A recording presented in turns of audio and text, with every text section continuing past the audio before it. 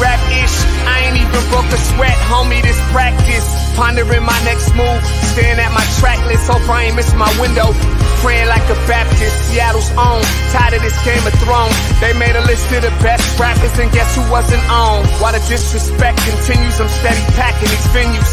Guess if you ain't at the table, you on the menu. And I'm that spitter, baby. They don't want you to see, but everybody's out to Capitol Hill's rocking with me. Boys smoke the trays and ponder getting their life together.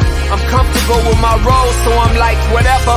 I ain't got a job, but I work hard. And you don't work hard, but you got a job. The irony is I'm judged while you feel the applause. I'm slept on, that's why I had to set this alarm. My dudes is armed, I'm armed with this arm charm. Body banging like she got that cream from Barry Bonds. Yeah. I did it for the city, I did it for the love, I did it for the people, I did it for us. That Dre season is here, a real hitter with a mic, I'm everything that they fear. With that hood ain't the same, I was all on their ass, I'm level-headed. So yo, my dudes love when I spaz, and I'm so over Seattle's passive-aggressive attitude. They don't call you back, what they really saying is F you. While I'm from the same place, I move at a different pace. I prefer if you just said it to my face, damn, I did it. I did it for the city, I did it for the love, I did it for the people, I did it I hate for these us. average dudes with they average spit, writing average rhymes, knocking average chicks. The closer I get, I can feel the people starting to shift. I'm loyal to a fault, and everybody can't come with. Rap's a rich man's game, I'm only playing with change. They bang models and singers, I'm knocking my old flame, I'm different. The crowd, I move with the chosen few. Black thoughts, I could be the front man for the roots. No diamonds and gold, I'm on my sticks and stones. If we can see your panty line, you should have on a thong. My team is strong, through this fire we forged a bond. And they already know what it is when I get on. To the hearse, party like it's December 31st. When I'm on my deathbed, I'll probably crack in my nurse. You ain't got the bars to compete. I'm a verbal athlete, deflating these boys so they say that I cheat. Damn, I did it. I did it for the city, I did it for the love, I did it for the people, I did it for us.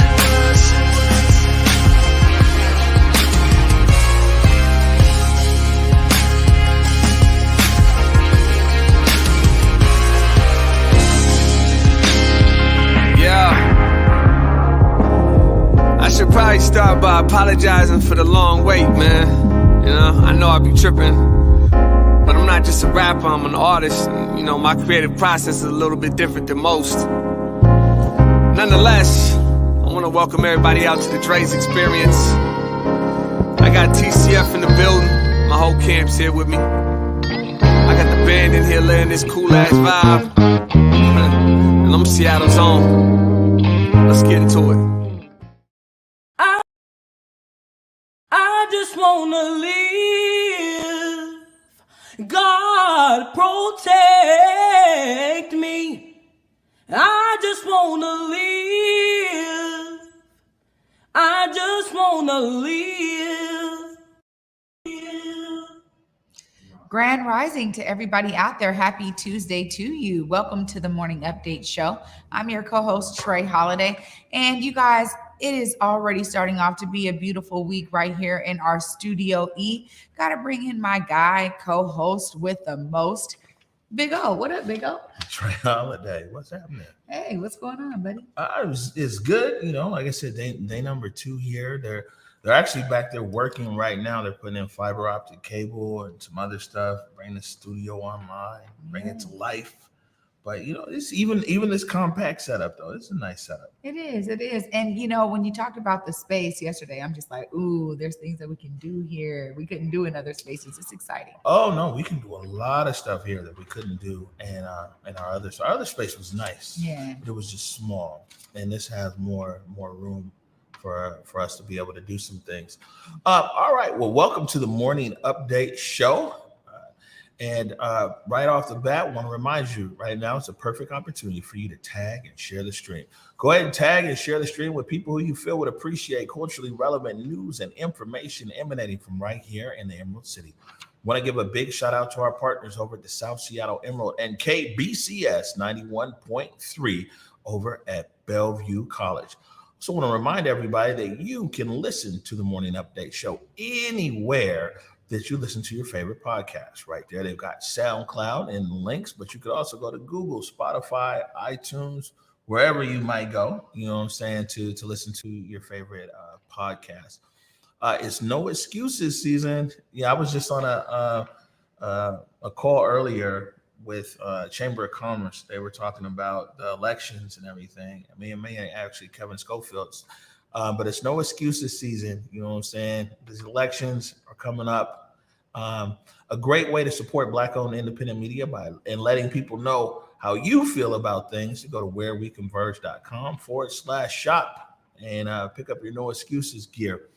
Also want to remind everybody that the vaccine is readily available here in the city of Seattle and King County. We've got a link there in the comments for you that are seeking the vaccine, right? The vaccine is out there. All three are out there in King County. It's free of charge.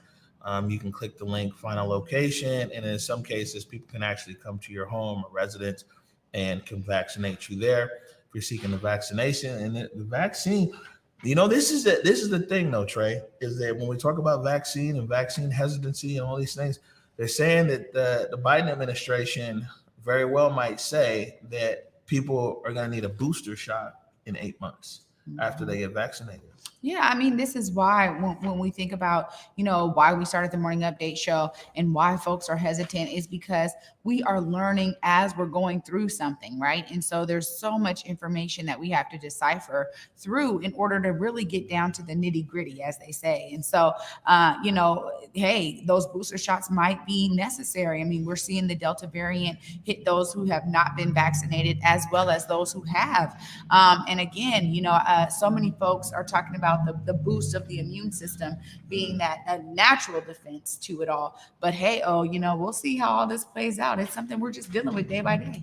Yeah, I mean, but these are the kind of things like when news like that comes out, that's when you got the people who are vaccine hesitant, you know, they take a pause like, oh, word, you know, or like that cruise ship that everybody on the ship was vaccinated, but some people still got COVID. And these are important things to talk through. And actually, I talked to the people at Public Health yesterday, and we're looking to have Dr. Duchin here in studio in probably about 2 weeks to really kind of talk about these kind of things and everything else. We just want to be able to be a platform for people to have the best informed information around this vaccine. We know that the Black community, we often suffer from lack of information or willful and intentional misinformation. Absolutely, man. I mean, this is why, you know, I know that, you know, folks have been talking about this. And it's really interesting to see the wave of conversation that's happening throughout community, because at one point folks were really open in talking about it. And now when they're dealing with certain scrutinies, you're starting to see people kind of shut down from sharing some of their opinions. So it's interesting how these waves are coming through. Yeah, no, definitely.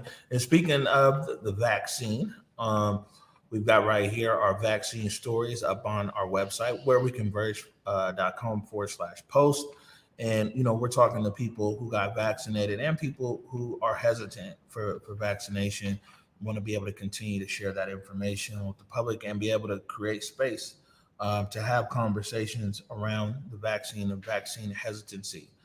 All right. Our campaign is still underway. We need to get Jake Grabrot to 10,000. Unbelievable, man. He's the best player in the world. I'm glad he's on my side. And going into a game 7, you want the best player in the world on your side. The backyard got mountains in it. I do not move until my accountant finish. Big mason jars, each one an ounce. Absolutely. You guys hop on over to Instagram right now to your IG and click on walk.into.the.light. Go ahead and follow our guy, Jake Grabrot. Let's get him over that benchmark, man. Yeah, no, for sure. And, you know, this is something interesting I just saw there in the comments during that brief interlude right there. And someone was like, man, how come no one ever talks about the survivors on COVID? You know what I'm saying? And, I mean, it's a 1% or something like that death rate. You know, majority of people actually do live. And yeah, I mean, that is something that, you know, I mean, we don't necessarily hit on, a lot of other people don't ever start to hit on, but we are in the comments. And so I saw that in the comments. I think the thing is for us though, and especially being in Black media, that, you know, and COVID altogether has just torn up as far as Black community. Black businesses, the first ones to be out of business, hit disproportionately. There's another thing that's I think came out today that talked about even the spending around COVID and healthcare is disproportional. You know what I'm saying? Against Black people, the death rate of COVID, it hits Black people. And so, there are a lot of people, Black people, who have survived COVID and moved on and everything else. But, in every aspect around COVID, man, we've been disproportionately hit. No, I mean, this is absolutely true, but it also goes to a lot of the stigma that's built within the system, right? And so when we talk about some of the reasons why, folks are hesitant and they say, well, at first it came out and it seemed like it was going to rich white neighborhoods first. And, they weren't, caring for Black communities and those who have disproportionately had to suffer through COVID and COVID deaths. But then when they put an intentional emphasis on those communities like Black communities or Latino or indigenous communities, then folks go, wait a minute, we're not used to that because they have never done that. So it's such a dichotomy of how all of this is hitting all of us. And you're right, that, that's no surprise to probably anybody in the Black community, because we've dealt with that disproportionality since really the inception of this country. Yeah, I mean, it just is everything. It's just disproportionately impacting our community, Native community, Hispanic communities, and everything else. Mm-hmm. So definitely want to acknowledge that a lot of people get COVID and live. And I wish that that's where we could put a lot of our resources and stories about that. But man, I think what's important in our community, that the service that we can provide is, resources for people who's to put the actual infection of the disease to the side, or the virus to the side. People have been impacted in their business, how their children are impacted in schooling and things like that. And then also, of course, the health ramifications around it. Yeah, absolutely. So what else we got here? Oh, today, happy birthday, Marcus Garvey. Today, Marcus Garvey Day, Marcus Garvey celebration going on up there at the Liberty Bank building. One of your spots from 6:30 to 8 o'clock. They're celebrating Marcus Garvey Day. I love this because the messaging that we are able to impart on ourselves and on our daily experience from a historical perspective, man, Marcus Garvey is one at the top of that list for so many folks in the Black community. I mean, his entire modicum of being connected to community was about empowering the self and really identifying the greatness that is within all of us. And so I love that we are able to celebrate him today, and it's happening right there at LBV. Yeah, well, I'm all for I'm big on. It's funny because there's the elections, and it's a lot of people who think that, and the message is the message. I'm not knocking anybody's message, but that it's like government is the solution to all problems. And really, man, for me, Black economic empowerment and us realizing that government's not going to solve we have to save ourselves. Mm-hmm. You know what I'm saying? Is really the message of where I'm at. If we have an expectation for these people a few blocks from here in City Hall or down in Olympia to actually save us, then man, we're already lost.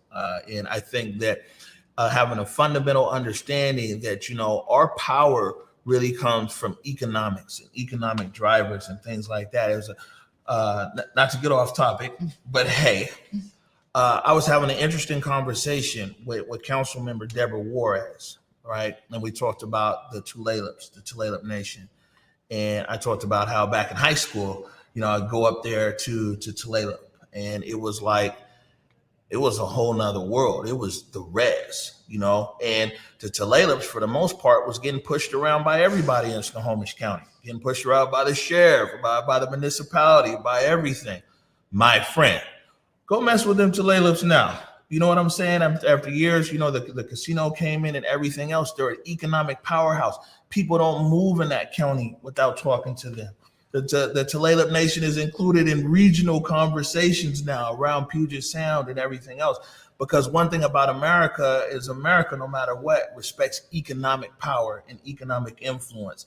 And until we can get to a point in our community, where we have economic drivers, we will continue to get looked over, and we'll continue to get handouts, and to pacify us and handouts. And so it's like us creating an economic situation for ourselves where we're not dependent upon government. I think government definitely has a role to play in making sure everything is fair. You know what I'm saying? Making sure it's fair, making sure and doing its part and everything else. But government ain't coming to save us, Trey Holiday. No, absolutely they're not. And I think that there's so much of a resurgence of these ideals now happening in community and sprouting out in different ways. When I think about these Black melanated markets, right? And just the fact that we're going to do it on our own. We're going to go to a park. We're going to set up vendor booths. We're going to open it up for folks to be able to engage with these amazing vendors. We're going to make sure that we circulate Black dollars, that we support each other's businesses. This is really how Black folks had their own towns in the 20s. And I utilize that. And when I'm talking about this economic mobility and what it really looks like is because when we do for self, we realize that there's something inside of us that can allow us to thrive. That's what thriving is. So you're absolutely right about the ways that this country respects and responds to economic drivers. And I agree with you 100%, man. We really do have to save ourselves. It goes right back to the main messaging of Marcus Garvey. Was really we have to be doing for ourselves in that regard, y'all. And for those of you that are out there that have an idea, that think that you want to do something, try it out. You never know that might be the thing that you needed to bring into the world. Government is not going to save us. Beware of any candidate who tells you that they can legislate all the troubles of your life away if you give them your vote. You know what I'm saying? We need to be talking about candidates who know how to empower and inspire and be able to deliver economic drivers and ideas and things like that, not candidates that want to placate us and be like, oh, government's going to make it all good. So clearly I can go on and on. I mean, I feel passionate about that because these guys, a lot of the electeds play us for suckers. You know what I'm saying? They come with all their hyperbolic talk and trying to drop a bomb on the Black community. Oh, boss, you know what I'm saying? Who we need to be mad at now, boss? You know what I'm saying? Elected official so-and-so said this and that. Let's go activate. And it's like, man, we tired of that. You know what I'm saying? That's not what's happening. I mean, man, come with some real solutions. Don't come with this, oh, I'm here with government and a checkbook. You're just here to save you, man. No, I this is something both of us are passionate about. We might as well fold this up now and have our conversation. Well, the truth of the matter is that, it's deserving on this day when we're talking about celebrating somebody like Marcus Garvey, but also when we're talking about celebrating Marcus Garvey in Converge Media Studios, that is Black owned, independently owned. When we talk about the reason why we are utilizing you guys' support and need y'all support is because we are independent. Okay. Do you know and understand what that means when you have somebody like a Connie Thompson that shared the same space and a Jesse Jones that shared the same space to understand and identify the brilliance happening at Converge Media as a Black owned independent media company. So we are in the thick of that when we talk about it, man. Come on now. I'm going to tell you this though, since you brought Converge into the conversation, come on. I will tell you this. That we ain't waiting for no damn handout from the government to get out there. Yeah. With nothing. We hit the streets. And that's the whole point. What if we was waiting for a grant and we were sitting here waiting for a grant and be like, well, if there's proper funding of independent Black media, we could go out and to cover the Seattle protest and be able to, nah, man, you know what I'm saying? We ain't waiting for no government. No. Government has a role to play. And one of the roles to play is really fairness and equality and access to services and things like that. But I mean, that's real deal. Exactly what you said is that we ain't waiting. No, we're not. And it also really goes to how tight-knit some of us are in community when we talk about these relationships. You know what I mean? Omari was able to pick up a phone, call a few folks, call up Carlos Imani, call up Daryl, over there with Dancing in the Rain Media. Call me up like, Trey, what's up? We need to get this done. That's really also a testament to us building relationships in community. And when we utilize those relationships, honestly, we understand that we create the fabric. We create the weave of what that quilt looks like, right? At the end of the day, it's those relationships that we're able to say people understood the value of it from the gate, bro. Let me tell you something else. We put a lot of money and resource into trying to activate around problems. But how much money goes into activating brilliance? Because what you just said right there was like, yo, look at that brilliance that's in our community. Picking up a phone, Daryl Glover, Carlos Imani, Trey Holiday, Dirty Hands. You know what I'm saying? I mean, our brilliance is in our community. And this is something else people need to think about, how much investment goes into our brilliance and our greatness. It's a lot of investment that goes into problems, true. But look if people actually invested in the brilliance in our community. Look at the jobs they create every day here on set. 1, 2, 3, 4, 5, 6. Steve is missing today. There's 7 people. Imagine, you know what I'm saying? If we invest, and this is just a small media operation, our community is brilliant. Our community is awesome. But you know, all of our investment and energy goes into problems in our community, which need to be addressed. But imagine if we just put a percentile into boosting the brilliance in our community and empowering the brilliance and the entrepreneurs and amazing people. There's so many people who come and they see the stuff that we do on Converge, and in the best way, Black people, man, I ain't know Black folk could do this. I ain't know Black folk. And I got to tell them, like, yeah, we've been out here in the community for years. There's brilliant Black people. We was just some people who got the crack and kicked in the whole door. You know what I'm saying? But they out there. You feel me? It's just the way that even we approach to solving problems in the Black community from like the elected side and in a standard side is let's put money in the problems. Problems do need to be addressed. But man, why isn't it like, man, we're going to invest into brilliance? You know, let me say this because I love where you're going with that. And it really takes me back to some of the things that Sean Good was saying right here on the Morning Update show on Friday. When we think about what it really means to make major investments in things that are preventative, right? To prevent the problems from even occurring. When we think about something like gun violence and we think about, well, what is really the way around this? How do we have solutions around this? It really is investing, making those major investments in exactly what Omari is talking about, what Sean was talking about that day, putting the money into the brilliance. Because when young folks actually are not out there struggling to survive, they are able to thrive in their purpose. As you say every day, go forward in their purpose and humanity. They're able to be exactly who they were here to become, instead of trying to figure out the next day, the next dollar, the next hustle, the next this and that.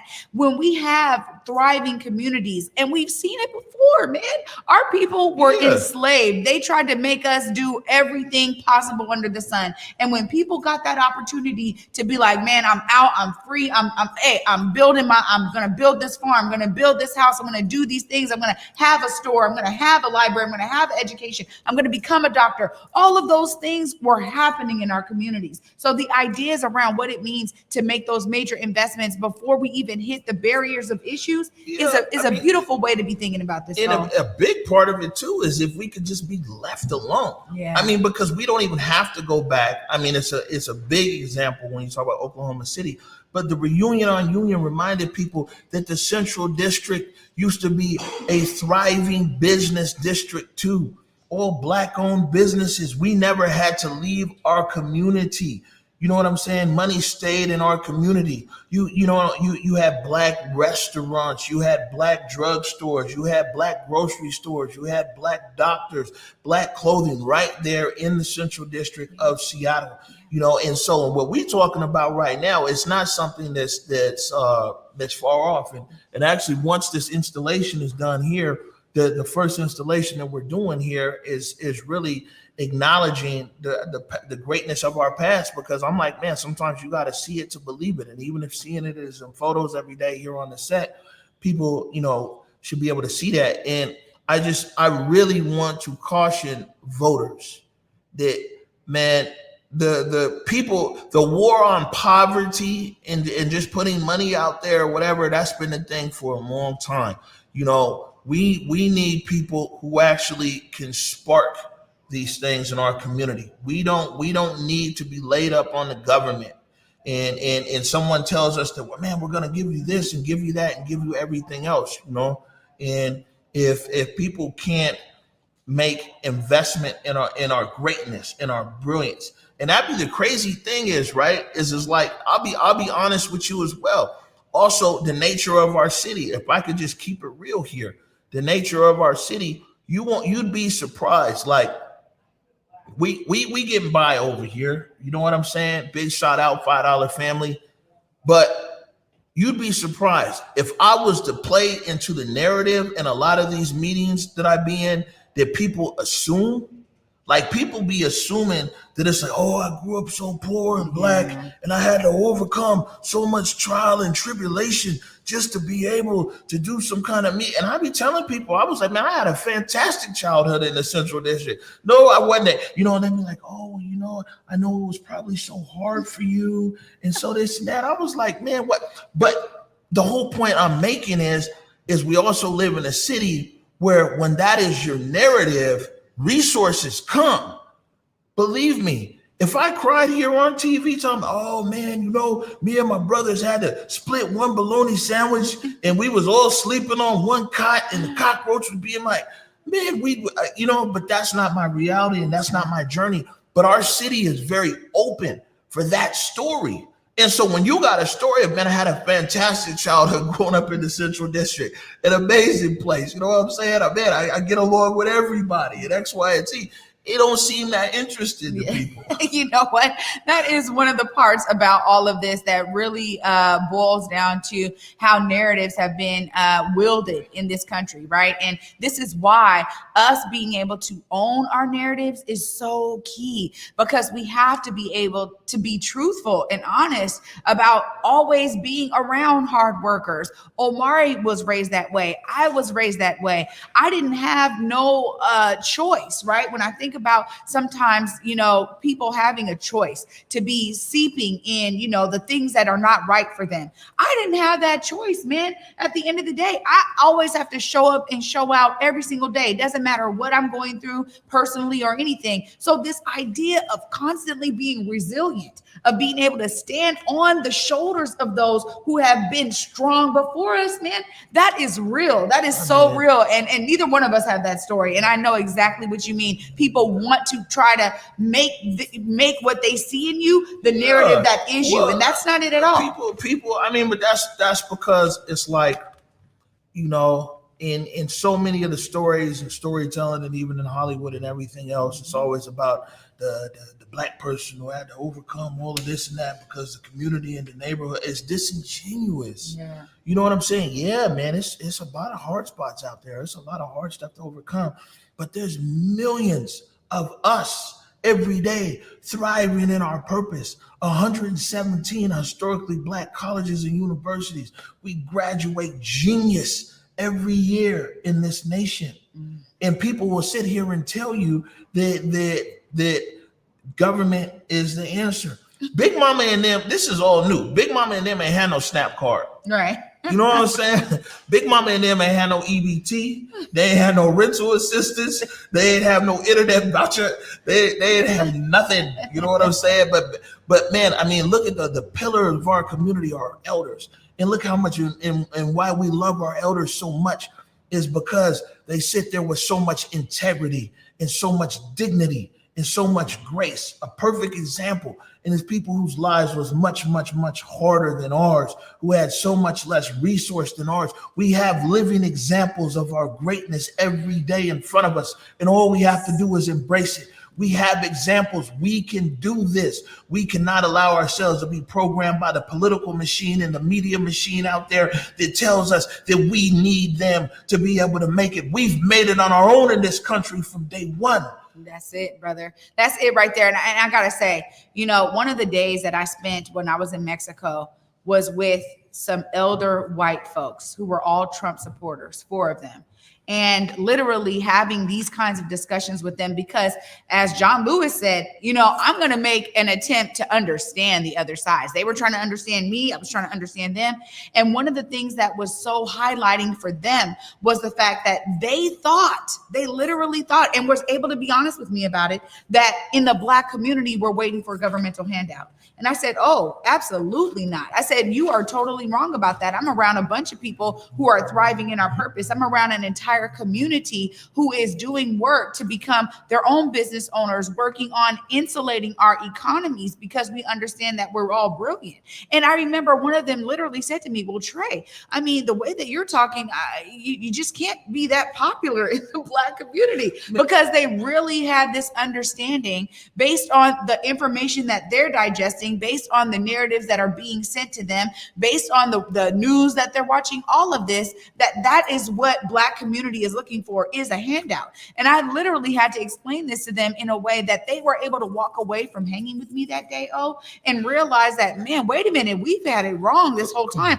because really you're saying a lot of the same things we're saying around just us being able to actually have our own investments, invest in ourselves, not be asking for governmental handouts, and to showcase that we need the space and grace to do what we do best. Listen, then I agree. What people don't understand, and that's funny because you'll talk about somebody on the right or maybe the far right or whatever. And one thing I can say is about Black people is that, man, a lot of times you want the same thing for government to get out the way. That's right. You gotta remember here that in our neighborhood, the Central District, House bill was 1918. Yes. They sit there and they talk about it's systemic. It was systemic what happened to us in the Central District because government got in the way. Government came into the Central District and said, how can we disrupt these Negroes? Government got in the way. So that's why we sit here and tell us, it's like, the same government's coming now to save us after they've sat there systemically came there and destroyed our community. Mm-hmm. And so, man, a lot of people, you'd be surprised. The thing is that poverty keeps a lot of people employed in America. Poverty, the perception of poverty, keeping people poor, or the perception of poverty, it keeps people in jobs and everything else. You see what I'm saying? When you lift people out of poverty, when you give them economic empowerment, a lot of people start losing jobs. 100%. They start losing jobs. We want government to get out of the way. Government's not here to save us. Government's never going to save us. This is the same government that enslaved us. How's this government going to save us? And people need to understand that. This was government. When we look at weed and seed, that was government. When we look at redlining, that was government. When we look at all these laws that was on the books here, even the sundown laws here in Seattle, that was government. This is government, people. And so this is what I'm saying. It's a misconception. It's just now certain people got their hands on the money. And so it's like, oh, we're going to pay you for this, pay you for that. People need to be trying to say, hey, Black folks, here's how we're going to get off the government tip. This is our plan right here to make you fully independent. This is our plan right here for economic drivers and resources. This is our plan right here. You know what? Seattle Promise is good for right now because you know what? You can go to Seattle. You can go to a Seattle college for free. But Black people, let's make a plan. So, 10 years from now, when kids are graduating, you already got money in the bank and send your kids to any college you want to. These are the conversations that we need to be having here. But people are having conversations that just move you from A to B and from maybe A to C, maybe even the middle of the alphabet. But man, someone can give a clear picture of how can we move away from government dependency. You sit here on $100 million and think that it's manna from heaven. How do we move away from that? How do we move away from these crumbs coming into our community? And because we're not used to actual investment, we think that this is the biggest deal ever. We need to be able to get to a point where we can look government dollars in the face and walk away and go the other direction because we know how to drive economics in our community, support our community, everything else. I mean, it's just, It's real, fam. No. I mean, we had a whole show lined up here, man. But maybe Marcus Garvey is getting channeled into the studio today. There we go. I'm all about channeling our folks. And the truth of the matter is that Marcus Garvey would be proud to hear what we're talking about today, because at the end of the day, that really is at the center of his message, at the center of why he was looking and wielding his entire life force toward Black liberation. One of the things I tell my sons right now, in terms of the work that I do out here in community, is that you have to understand we're at a very specific time where the awakening needs to happen within our people to understand and identify themselves as the brilliant people that they actually are. And for me, so much of that is about, all right, we understand we live in a world where money is a part of the world. So how do we wield the resources that we need in order to get away from all of these assistance programs, every single thing that really is keeping us down? You have certain mothers out there, and this is so unfortunate that this is where we're at,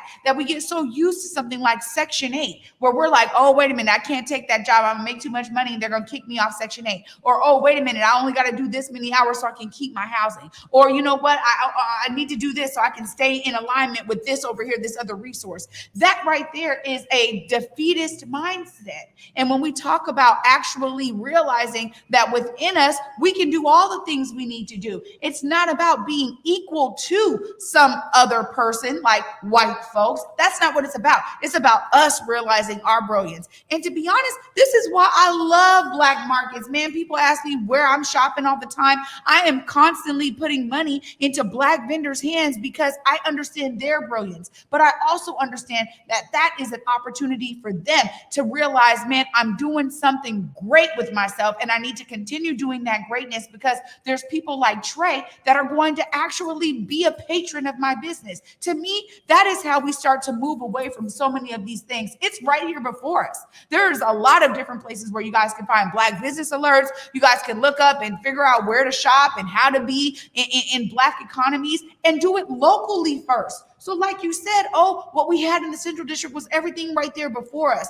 Now we've been displaced. We've been dispersed. How do we still utilize the technologies that are available to us to actually continue to do that? Fine, I may live in Federal Way, but I'm supporting a bunch of folks that are in South King County, in the city of Seattle. I'm supporting them because I got direct contact with them through this digital platform. There's no reason why those of us who are out there that are looking to do this work and looking to see what it looks like to have our circular economies again, that we can't do that. And I think that's exactly what Marcus Garvey was all about. Now, you're right, man. He's being channeled today for sure.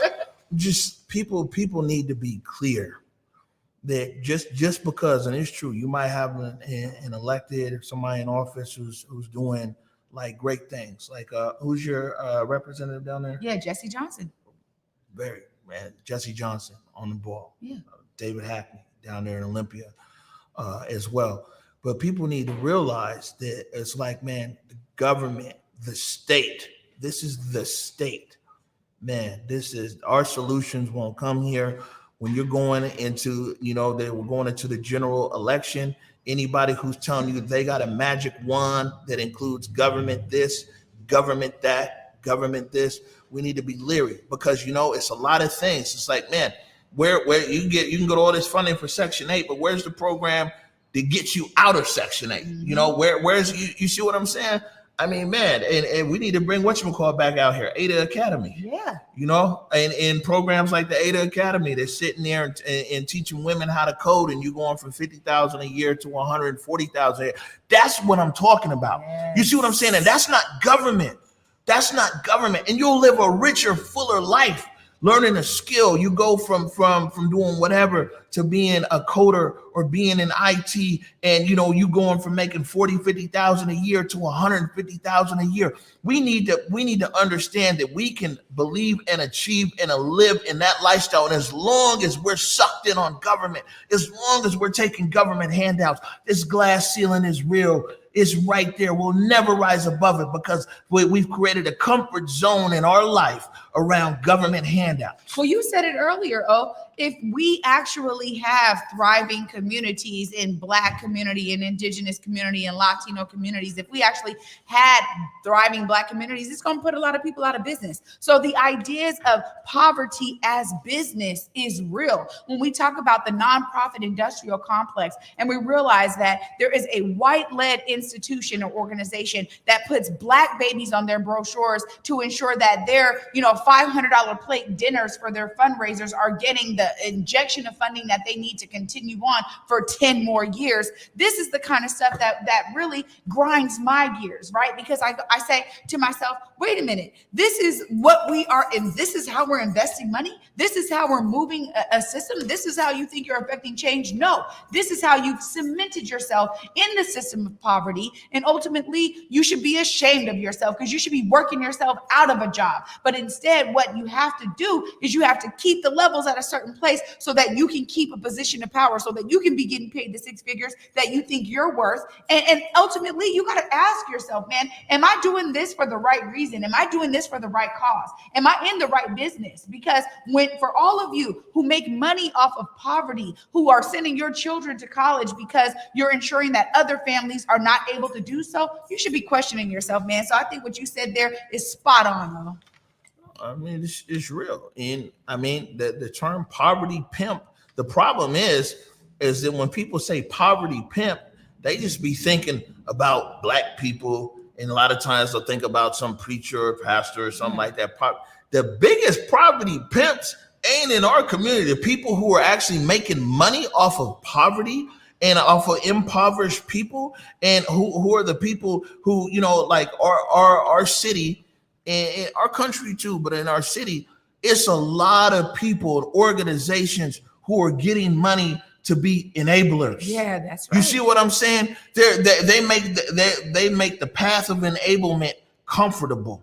And that's where a lot of resources go. And that's where a lot of resources go as far as people living in poverty. And that's where some resources go on people living in homelessness as well. Yes. You know what I'm saying? The enablers get the bag. And usually the enablers are very good at their marketing and at their communicate. Man, we just got to be able to help these, this and that. And it's nothing to sit in there saying, how do we change fundamentally and sustainably change the life conditions of Black people? How do we lift Black people out of a state of poverty? How do we sit there and be committed? One thing nobody talked about really that I saw in this last year is it's real simple. That Seattle Times graph that says that a Black household makes $42,500 a year. A white household makes $105,000 a year. I'm happy the white folks is making $105,000, but we here at 42.5. It's real simple. What's the plan to move the needle? And those are the conversations that we don't hear, because you know what? A lot of conversation goes to services, human services. That's important. But where is the conversation that says, hey, you know what? Black people today, a Black households at $42,500 a year. What is our fundamental plan to incrementally and sustainably move the income of Black households in Seattle? Who's having that conversation? You know what I'm saying? Home ownership in King County in constant decline. Home ownership equals generational wealth. Who out here is having this conversation to say, how do we reverse this? How do we get Black ownership on the rise? Where is the sense of urgency about that? We've seen some changes. We talk about Seattle public schools. We'll see what the good doctor does over there. But, that education gap in Seattle public schools, how do we push that? And I will say that Director Chappelle, these guys are doing their part from the kids who graduate. They're trying to get them into college. But you see what I'm saying? These things are black and white. We sit here and we get fooled by all this spin cycle, spitterage, and hobble bobble that's coming out of all these people's mouths that are running for office. But it's real clear. How do we move it from $42,500 a year for a household? How do we move the needle? These are the conversations. And believe me, someone just giving programs money, and those programs need resources. They're doing their thing, but not addressing. You see what I'm saying? People are addressing end results. They're addressing end results. This out there. Somebody very well might be out there doing something they shouldn't do because of the economic environment that they're living here in the city. How do we work to change the economic life that people are living in Seattle? And no one is serious. Where's the serious conversation about that?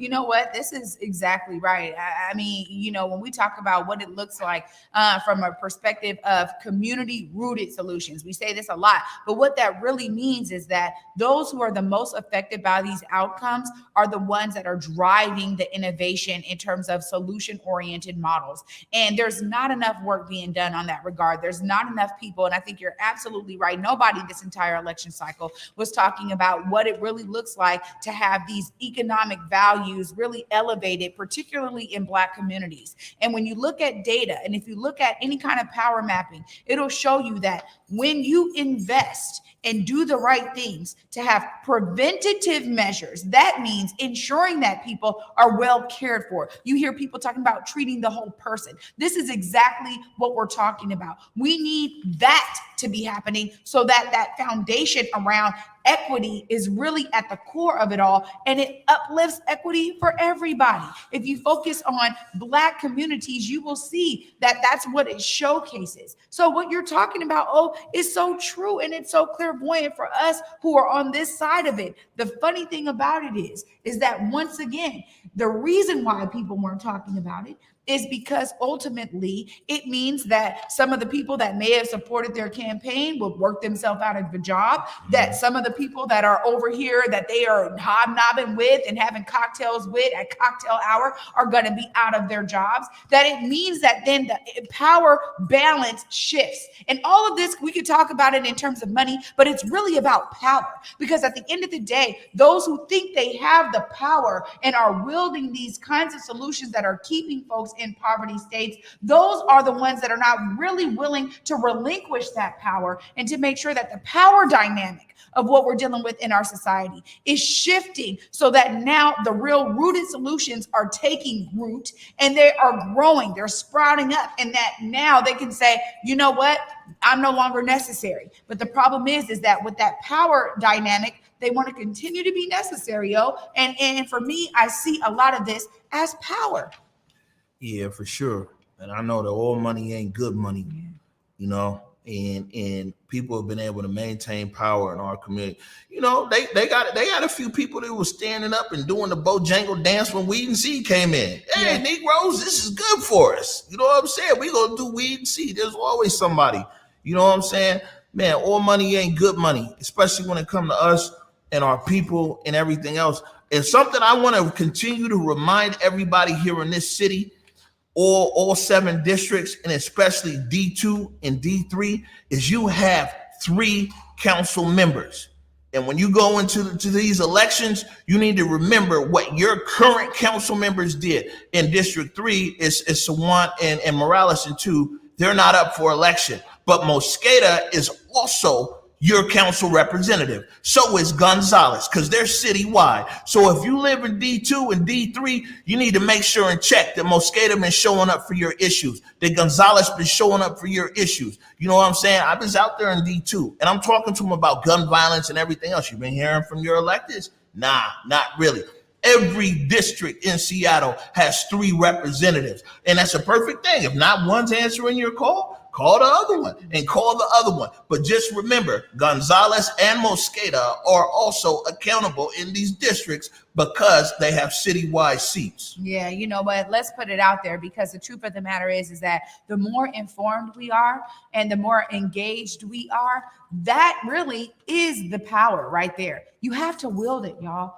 Not just caring about it and talking about it with your friends and family, but actually holding these guys accountable at the end of the day. We talk about it all the time, but it's something that I agree with 100%, man. Man, it's no excuses season. No excuses at all. It's no excuses season. None. For real. You know what I'm saying? So people who think that your strategy is just to pander to the Negroes and come with a few little programs for this and that, man, it's no excuses. And you know, somebody else we channeling, you know what I'm saying? We channeling the spirit of William Gross, who right 2 blocks away from here at a hotel and everything else. Let me tell you, put me in the camera, Cuddy. Let me tell you something and be clear. For people in the city of Seattle and the state of Washington, Black people didn't come out here begging. We came out here buying.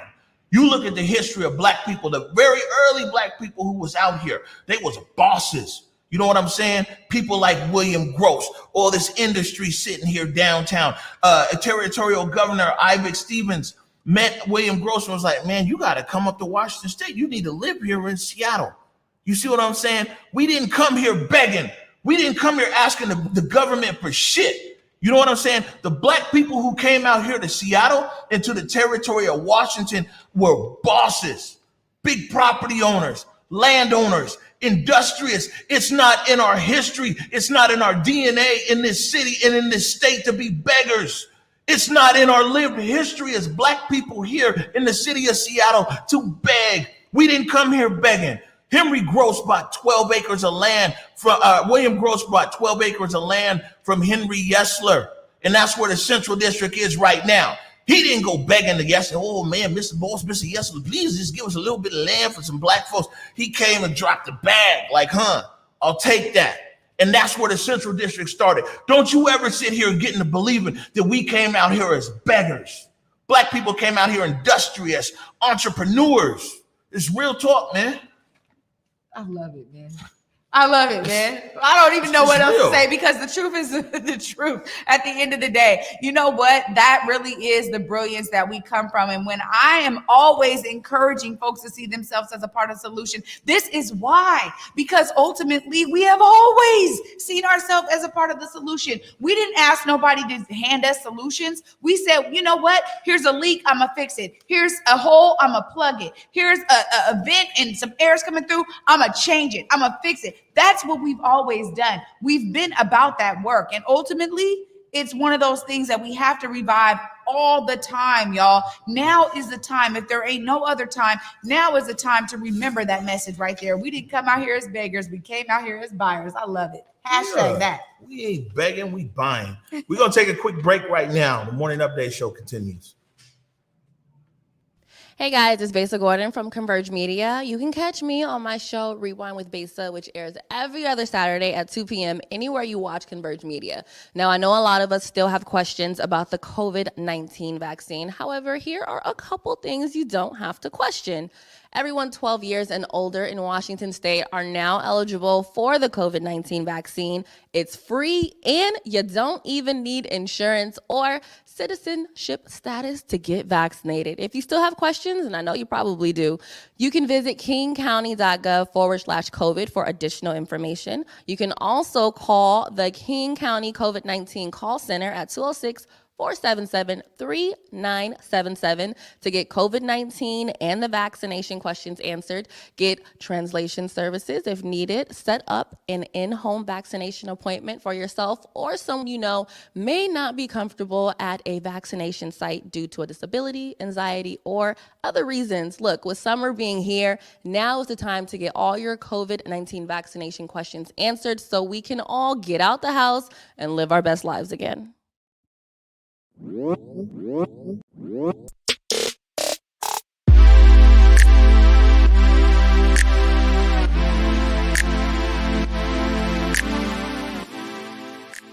Market Street Shoes, slinging kicks since 2006, with styles that support you and yours, getting the F outside or staying comfy when you just want to lounge indoors as well.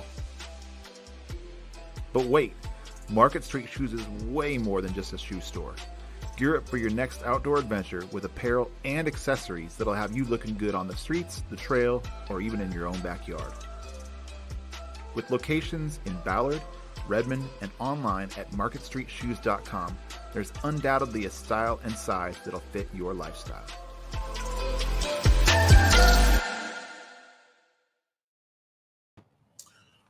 All right, welcome back to the Morning Update Show. You know, Trey, this is something we definitely got to get in here today. I talked to Donita Sinclair yesterday, and man, she told me that Rainier and Dearborn, they had one of the utility boxes. She had a mural made of her son, Lorenzo Anderson Jr., who was killed right there, right next to the CHOP back on the evening of Juneteenth last year. I guess it was actually June 20th. And they painted a mural there on the box, and then the mural got keyed. Our monitor's off here, Curtis, so I can't tell if you've put it up yet or not. Yeah. Okay, so if you could put it up one more time, you'll see there that on the left is the day that the mural was painted, families all there, and on the right, you'll see that somebody keyed it up, and now it's been totally removed. And so, Lorenzo's mom, like I said, talked to her yesterday, and I mean, it's really infected her, Of course it did. I mean, first of all, there was already, no real heartfelt, genuine response from any of the elected officials toward Donita. And she talked about this and said that, honestly, there was this was during the chop. So ultimately, there was a feeling that she felt was coming from elected officials and folks that are in certain positions at the city level. And then for this to transpire, you know what? At the end of the day, man, this is something as a mother, I can only imagine how she's feeling right now, man. It's just really messed up to hear this, because you had folks that were really just trying to pay homage to Lorenzo Anderson Jr., to his life, to him being a positive person out here in community. And, I love that we were able to at least showcase from some of the people that knew him best and loved him. He had teachers. They were talking about his energy coming into the school. They talked about, his aspirations, having just graduated, all of those things. He was on his way to, really embarking upon this world and beginning to live in his purpose. So, Donita, my love to you, sis, because honestly, this is not something that you ever deserved, man. That was really a beautiful way to pay homage to Lorenzo, and for it to get keyed up and removed, I'm just sending you love. Yeah, and the whole thing is clearly it's impactful. We're all linked. You know what I'm saying? With us, me and Jake, who's around here somewhere, even being there that night.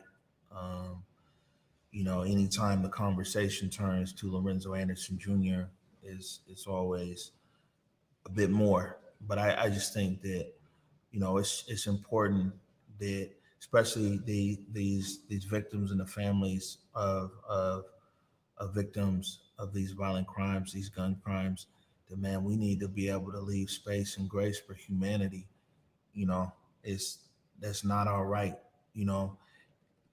Let this young man have his humanity in death. Let him have his dignity. Clearly his life has already been stolen from him, and it's important that, and that's the thing I think it's important for us to converge as well, is that a lot of times, people, especially when it's in the Black community, we disregard people's humanity, and their dignity is disregarded. But it's not going to be disregarded here. Sending you a lot of love, Donita. We talked about some other things too that she wants to do. She wants to be able to, have a safe place for young people. A lot of things that she wants to do on gun violence disruption. So, we're here for you. I guess we got time for one or two other clips. So, we got to get Curtis in here. But before we do that, I got to get some more promo for my new show, for my Off the Clock with Big O. You know what I'm saying? Like that. I got a clip here from me and you from our interview. And I asked you what's going on in community. Well, it's important, man, for us to stay engaged in this process. One of the things that you and I have talked about plenty of times is following the money, right? I mean, when we talk about the city and the county pledging millions of dollars to these issues, let's really figure out where it's going. And so there's opportunities for folks to get engaged. When we talk about what equity means from an equity standpoint and lens, you have to understand it needs to be infused in everything, because it's not inherently built into anything. So the ideas of what reimagining looks like at every level is happening right now. Someone said to me once, we're in a time right now where we probably won't get this time again for 50 or 60 years. And we have to think about the progress that we can make right now in terms of identifying exactly where those investments need to go, how they need to be wielded, how we're innovating the systems that allow those injections of funds to come into our community. So you have such a amalgamation, or a smorgasbord, I love to say, of things that are all happening at the same time. And that's why my constant message is for folks to see themselves as a part of the solution, because right now literally, Omari, there is a bunch of solutions that are being formed, that are being idealized, that are being actualized, and that are being executed on. And I think that for us in the Black community, we have to be the ones really leading those efforts. When we do studies, if you look at data, it'll show you that when everybody is investing in Black equity and into Black liberation, everyone else benefits. So there's a lot of great stuff happening right now in health equity, around education, around these investments, new legislation and policy, working with state representatives to identify the gaps, and then finding innovative solutions to fill those gaps. So, there's plenty of campaigns. Folks can just click a couple buttons, send some emails to their elected officials, and if that's how they want to see themselves as part of the solution, we've made it easy in this technology era. Look at you. Look really good too. Hey, it's crispy up in here, man. It was looking fantastic. And honestly, being able to sit down and chop it up with you, because we're always, doing this, and we never get the chance to do that. And so it meant a lot to me to be called up on my Sunday and say, hey, let's get off the clock. I loved it, man. And really, those solutions are out there. There is campaigns. Folks can click on buttons. Folks can be a part of all of this. We need everybody engaged at this point, man. It's exactly what we're talking about earlier today. Really fits the show. It's real. And hey, look, I put that no excuses on myself too. I'm like, man, we got this space. We got these cameras, these lights, this sound. Let's go. No excuses. Let's push it. We got to push it every day. So another thing that we got there, and it looks like we're gonna go overtime, probably like 2 minutes here, but this is important because we said we want to support our young people, and especially a young person in house. Curtis Delgado has this Sleepless in Seattle event that's on September 5th out there at Seward Park, and man, it's an event really geared towards like creative industry. So you got artists and recording artists, visual artists. There's some art installations. I'm all about the food. There's definitely food. Yeah, definitely food. The food and the cold drinks. But I'm all about the clothes. I'm glad they're gonna be out there too. Yeah, well, we know you all about the clothes. But so we recorded this because Curtis is behind the desk directing the show. So we had a clip and asked him to tell us a little bit more about Sleepless. So now you've broken down kind of like the high level view of what Sleepless in Seattle is all about. Mm-hmm. But go a little bit deeper as far as like the artists. You talking about vendors going to be there. Mm-hmm. What's the day in a life experience going to be like? I know I don't want to give up too much before we actually get to the day of the show, but some of the artists that you can expect there is PMO Showtime, Steegy, Richie Floss representing the 206 AM crew. And as far as vendors, you got Filthy Clothing Co., you got Cloud9, even Auntie Jewel. And then as far as Cloud9, she even expanded her industry and went into drinks. So you got Cloud9 cold drinks, po' boy and things, making sure you got your Creole food going on. So it's gonna be a fun environment, just music, food, and just friendship and a great time. And how do people follow you or follow the event on social media? All right, so you can follow us at Sleepless in Seattle Festival on Instagram, and that's the same platform for all, same tag for all platforms. So Twitter, TikTok, Instagram, and Facebook, you can follow that Sleepless in Seattle Festival. Oh man, shout out to Curtis Cuddy Delgado. You know what? The thing of it is that you're right, Omari. I mean, anytime that we can support our young folks doing great things out there, we want to make sure we make that happen. And as soon as Curtis told me about Sleepless in Seattle, I said, oh, like the movie?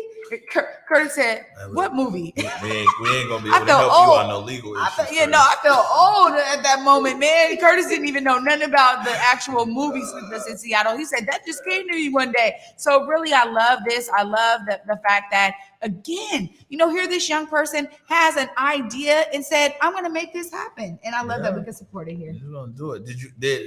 He made his own handcrafted motion graphic. Did you already put it up there?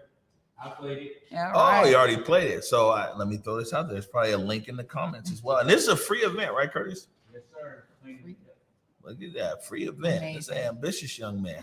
He's out throwing it. We're overtime, Trey Holiday. Any last words before we get out of here? You guys know me, man. See yourself as part of the solution. Clearly, Marcus Garvey did, and he sparked something in us today that was so beautiful and unedited and so authentic. That's what I love about being here with you, on the Morning Update Show, is that we're seeing ourselves as part of the solution every single day right here in these seats. And, Converge is seeing itself as a part of the solution by investing in young people, giving young people opportunity to thrive in their purpose right here. And I just encourage you guys. You guys are supporters out there of Converge and of the Morning Update Show. And we are an example of what seeing ourselves as a part of the solution looks like. So I hope you guys are always inspired every day that we pull this production together for y'all, for you guys to think about how you can see yourself as part of the solution as well.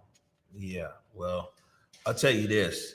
I'm glad that we're independent, Black-owned media. And so if we decided to go on a DVA, there's a whole long list of items here today. But if we decided to go on a 30, 40-minute conversation about Black economic development, then guess what? It's okay.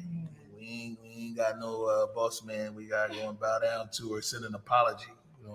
When it's important to discuss it, we're just going to discuss it. And that's what it is. So tomorrow, big day tomorrow. Tomorrow we've got Nikita Oliver. They are going to be right here and talking to Nikita about quite a few things. So excited for Nikita Oliver tomorrow. Any other program notes, Mr. Delgado? Looks like we're good to go. All right. And also, we've got Besa tomorrow too. Ah, yeah. Yeah, so Besa will be joining us tomorrow as well. All right, everybody. Well, it's been a good one, and thank you. We're a bit over time, so we're going to get out of here. So as usual, I want to remind you to go forward in your purpose, go forward in your humanity. And until tomorrow at 11 a.m., peace.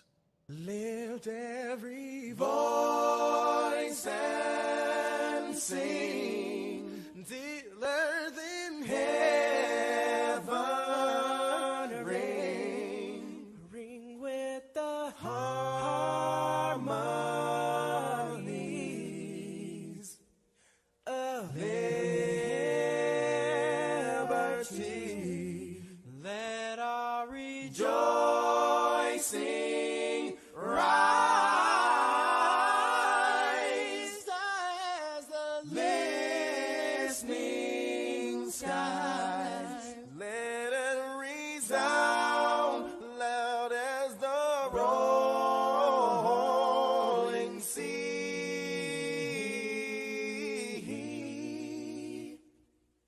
Sing a song full of the faith that the dark past has taught us. Sing a song full of the hope that the present has brought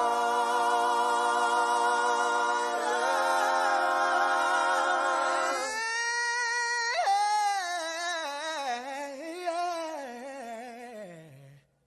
Facing the rising sun of a new day begun. Let us march on till victory is won. Sing it again now. The victory is won. Victory is won.